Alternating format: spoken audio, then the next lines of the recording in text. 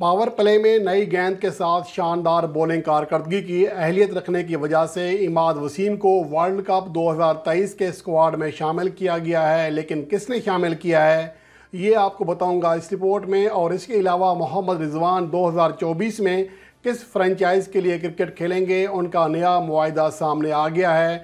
ये तफसीलात भी आप जान सकेंगे इस रिपोर्ट में। और वर्ल्ड कप 2023 में एक और टॉप खिलाड़ी के बाहर होने का ख़तरा है, ये तमाम चीज़ें आप जान सकेंगे इस रिपोर्ट में। और इस रिपोर्ट का आगाज़ करते हैं इमाद वसीम के हवाले से, जिसके बारे में मैं गुज़श्ता कई माह से बार बार कह रहा हूँ कि पाकिस्तान की वनडे टीम में लाजमी तौर पर इमाद वसीम की जगह बनती है। ख़ास तौर पर जब आपकी जो कंडीशंस हैं ऐसी हैं कि Shadab Khan out of form है, मोहम्मद नवाज़ से भी कम अज़ कम बैटिंग कारकर्दगी उनकी बिल्कुल सिफर है वनडे फार्मेट में। किसी हद तक वो बॉलिंग में इकनॉमिकल तरीके से कामयाब हैं, लेकिन विकेट टेकिंग एबिलिटी जो है उनकी भी कम है। इसके अलावा उसामा आमिर को मौका दिया गया, वो भी बड़ी कारकर्दगी नहीं दिखा सके। तो ओवरऑल इस वक्त पाकिस्तान को एक अच्छे स्पिनर की ज़रूरत है। इसके अलावा इब्रार अहमद के बारे में कहा जा रहा है कि उन्हें पाकिस्तान के स्क्वाड में शामिल किया जाएगा। इससे पहले वो कभी भी पाकिस्तान के लिए वाइट बॉल क्रिकेट नहीं खेले, सिर्फ टेस्ट फॉर्मेट खेल रहे हैं दिसंबर 2022 से लेकर अब तक। और पाकिस्तान के लिए सबसे ज़्यादा विकेटें हासिल की हैं टेस्ट फॉर्मेट में। लेकिन अहम चीज़ ये है कि इमाद वसीम इसके हवाले से अगर उनकी कारकर्दगी देखें, अच्छा उनको ना खिलाने का एक बहाना ये बनाया जाता है, जैसा कि साबिक चीफ सिलेक्टर हारून रशीद से उनसे क्वेश्चन किया गया था कि इमाद वसीम को आखिर वनडे फार्मेट में क्यों नहीं खिलाया जा रहा, T20 फार्मेट में तो वापस आ गए हैं। तो उनका हैरानकुन मौक़िफ़ था। उनका कहना था कि चूँकि वनडे फार्मेट की तवील फार्मेट की जो प्रैक्टिस नहीं है तो इसलिए उन्हें नहीं खिलाया जा रहा। तो यहाँ सवाल ये पैदा होता है, तो उन्हें वनडे फार्मेट की प्रैक्टिस आखिर कौन दिलाएगा? अगर उन्हें शामिल किया जाएगा तभी खेलेंगे। अलबत्ता ये है कि लिस्ट ए मैचेस वो बहुत कम खेले हैं हालिया अरसे में, लेकिन उनकी जो कारकर्दगी है, जहां उन्हें मौका मिल रहा है, वो शानदार परफॉर्मेंस दे रहे हैं। पाकिस्तान सुपर लीग 2023 का जो गुज़श्ता सीज़न था इंतहाई शानदार था उनके लिए, ख़ास तौर पर बैटिंग के एतबार से शानदार बैटिंग कारकर्दगी दिखाई थी। इसके अलावा अगर रवां साल उनकी मजमूई कारकर्दगी देख लें, वैसे तो वो कैरेबियन प्रीमियर लीग के तीसरे टॉप विकेट टेकर हैं और अच्छी कारकर्दगी दिखा रहे हैं। 2023 में अगर उनकी बैटिंग कारकर्दगी देखें तो यहाँ पर अब तक वो 36 इनिंग्स में 947 रन बना चुके हैं। 41.17 एवरेज है, जो कि T20 फार्मेट के एतबार से बहुत ही अच्छी एवरेज कही जा सकती है। इसके साथ साथ वो रवां साल 6 T20 50 बना चुके हैं, जो कि लोअर ऑर्डर में छठे नंबर पर या 7वें नंबर पर बैटिंग करते हुए बहुत बड़ी कारकर्दगी है। यहाँ आकर अगर आप 6 50 बना रहे हैं एक साल में, तो इससे अंदाज़ा लगाया जा सकता है कि जो उनकी बैटिंग फॉर्म है वो किस कदर शानदार है। और अहम चीज़ ये है कि उनका स्ट्राइक रेट 134 से भी ज़्यादा है, 134 के लगभग है। तो ओवरऑल उनकी जो बैटिंग कारकर्दगी है बहुत शानदार रही है। रवां साल वो 80 चौके और 35 छक्के भी लगा चुके हैं। तो ये जो बाउंड्री हैं ये उनके एतमाद को, उनकी बैटिंग फॉर्म को ज़ाहिर करती हैं। इसके अलावा बॉलिंग में वो 44 मैचेस में 51 विकेट हासिल करने में कामयाब रहे। फ़ी विकेट के लिए 19 से कम रन दिए हैं। और इसके अलावा हर 17वीं गेंद पर विकेट हासिल करने के अलावा जो उनका इकनॉमी रेट है 6.5 रन फ़ी ओवर से कम है। तो ये उनकी कारकर्दगी है। रवां साल बहुत ही शानदार फॉर्म में है, बैटिंग हो या बॉलिंग हो। और पाकिस्तान क्रिकेट बोर्ड को चाहिए कि उनकी इस कारकर्दगी का, इस फॉर्म का भरपूर फ़ायदा उठाएँ, ख़ास तौर पर जब पाकिस्तान को ज़रूरत है। तो अब इसके हवाले से शाहिद खान अफरीदी ने आवाज़ उठाई है। इससे पहले इमाद वसीम के लिए पहले ही लोग कह रहे हैं कि इमाद वसीम को लाजमी तौर पर पाकिस्तान के स्क्वाड का हिस्सा होना चाहिए। शाहिद अफरीदी ने कहा कि नई गेंद के साथ शानदार बॉलिंग कारकर्दगी दिखाने की सलाहियत रखते हैं इमाद वसीम। ख़ास तौर पर जब ऐसी पिचेस आ जाएं जहां आपके फास्ट बॉलर पिट रहे हों, वहां उनसे परफॉर्म ना हो रहा हो, तो पावर प्ले में बहुत ज़्यादा इम्पैक्टफुल किरदार अदा कर सकते हैं इमाद वसीम। और जैसा कि वो T20 फार्मेट में करते आ रहे हैं, तो उन्होंने जो ऐलान किया अपनी टीम का वर्ल्ड कप 2023 के लिए, साबिक चीफ सिलेक्टर रहे हैं, तवील अरसा पाकिस्तान टीम के कप्तान रहे, तवील तरीन कैरियर रहा उनका पाकिस्तान के लिए इंटरनेशनल क्रिकेट में। तो उनको ज़ाहिर सी बात है कि काफ़ी चीज़ों की समझ बूझ भी है। तो उनका जो स्क्वाड है उसमें तकरीबन वही स्क्वाड है जो मैंने मुंतखब किया था। अलबत्ता उसमें सिर्फ अरशद इकबाल उन्होंने ऐड किया है, जो कि मैंने नहीं रखा था उनको।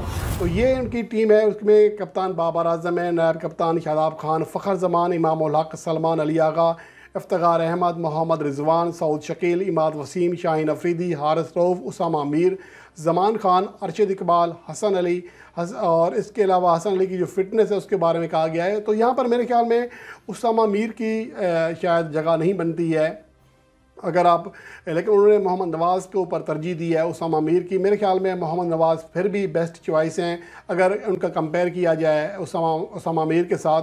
तो यहाँ पर मेरे ख्याल में इससे इत्तेफाक नहीं करूँगा, लेकिन ओवरऑल जो बाकी प्लेइंग 11 है जो उन्होंने स्क्वाड तैयार किया है उससे ज़्यादा इख्तलाफ नहीं किया जा सकता, बेहतरीन स्क्वाड है। तो उम्मीद है कि पाकिस्तान के चीफ सेलेक्टर इंतज़ाम उल हक भी इस हवाले से देखेंगे और पाकिस्तान के लिए बेहतरीन खिलाड़ी मुंतखब करेंगे। और उसके अलावा मोहम्मद रिजवान 2024 में किस फ्रेंचाइज़ के लिए खेलेंगे, ये एक नया मुआहिदा सामने आया है और ये मुआहिदा है बांग्लादेश प्रीमियर लीग के हवाले से, जहाँ पर वो कोमिला विक्टोरियंस की जानिब से एक बार खेलेंगे जो कि गुज़श्ता बार चैम्पियन रही थी, जो फाइनल मैच में सिलेट स्ट्राइकर को हराने में कामयाब रही और मजमूई तौर पर चौथी बार वो बांग्लादेश प्रीमियर लीग की चैम्पियन बनी थी। इसके हवाले से कोमिला विक्टोरियंस ने अपने सोशल मीडिया पर वाज़ेह तौर पर इस बात का ऐलान किया है कि मोहम्मद रिजवान को 2024 के एडिशन के लिए रिटेन किया जा रहा है और इसके हवाले से ये कहा गया कि उनकी कारकर्दगी शानदार रही थी गुज़श्ता सीज़न में, इसलिए उनको बरकरार रखने में कोई दिक्कत पेश नहीं आई, आसान फ़ैसला था। और अगर गुज़श्ता सीज़न में कारकर्दगी देखी जाए मोहम्मद रिजवान की बांग्लादेश प्रीमियर लीग में तो वो इंतहाई शानदार थी। ना सिर्फ 450+ इनिंग्स खेली थी बल्कि 10 इनिंग्स में 351 रन बनाए थे और 50.14 की एवरेज और 126.25 उनका स्ट्राइक रेट रहा था। तो शानदार कारकर्दगी की वजह से ज़ाहिर सी बात है उन्हें रिटेन करना बनता था और ऐसा ही किया गया और उम्मीद है कि मोहम्मद रिजवान अगले सीज़न में अच्छी कारकर्दगी दिखाएंगे।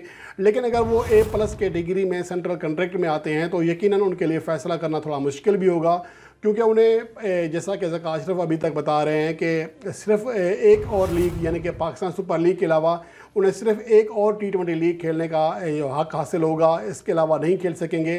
तो उन्हें फ़ैसला करना होगा कि साउथ अफ्रीका लीग के लिए या अगर उनके UAE लीग में मुआहिदा होता है जहाँ पर बहुत ज़्यादा मुआवजा मिलता है वहाँ खेलेंगे या फिर बांग्लादेश प्रीमियर लीग में खेलेंगे। लेकिन बहरहाल उनके बांग्लादेश प्रीमियर लीग की जो टीम है विक्टोरियंस उनकी जानिब से उन्हें बरकरार रखा गया है। अब देखना ये है कि इसके हवाले से फ्यूचर में मोहम्मद रिजवान क्या फ़ैसला करते हैं।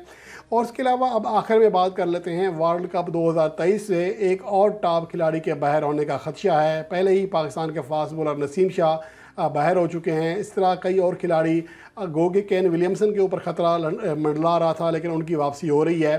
लेकिन इसके अलावा भी कई गैर मुल्की ऐसे खिलाड़ी हैं जो कि वर्ल्ड कप 2023 में शायद एक्शन में दिखाई ना दे सकें उनकी इंजरीज़ की वजह से। और ऐसा ही कुछ अब न्यूजीलैंड के साथ हो रहा है, जिनके top fast bowler Tim Southee जो इंग्लैंड के ख़िलाफ़ गुज़श्ता सीरीज़ थी उसके आखिरी वनडे मैच में अंगूठे के फ्रैक्चर का शिकार हुए थे। अब कल उनका टेस्ट सर्जरी की जाएगी और सर्जरी के बाद ही फैसला किया जाएगा।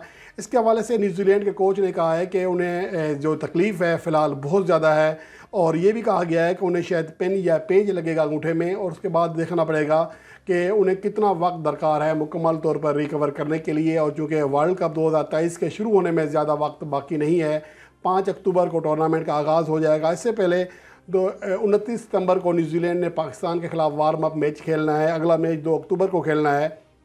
तो इस ज़माने में अब न्यूजीलैंड के लिए भी ज़रा मुश्किल हो जाएगा कि वो क्या फ़ैसला करते हैं। लेकिन सर्जरी के बाद ही दर हकीकत असल स्टोरी सामने आएगी कि टिम साउथी मज़ीद खेल सकेंगे या नहीं खेल सकेंगे वर्ल्ड कप में। अगर हालिया अरसे में देखा जाए तो वो हालिया 2 बरसों में न्यूजीलैंड की जानिब से तीसरे टॉप विकेट टेकर हैं, शानदार बॉलिंग कारकर्दगी दिखाई है। 14 वनडे मैचों में 24 विकेटें हासिल कर चुके हैं, 26.41 की एवरेज है जो कि किसी भी कीवी बॉलर की दूसरी बेहतरीन एवरेज है इन 2 सालों में।